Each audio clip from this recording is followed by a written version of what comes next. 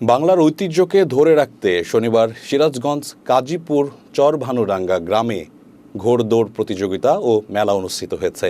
মেলা উপভোগ করতে দেশের বিভিন্ন জেলা থেকে হাজির হয়েছিলেন নানা বয়সী হাজারো মানুষ।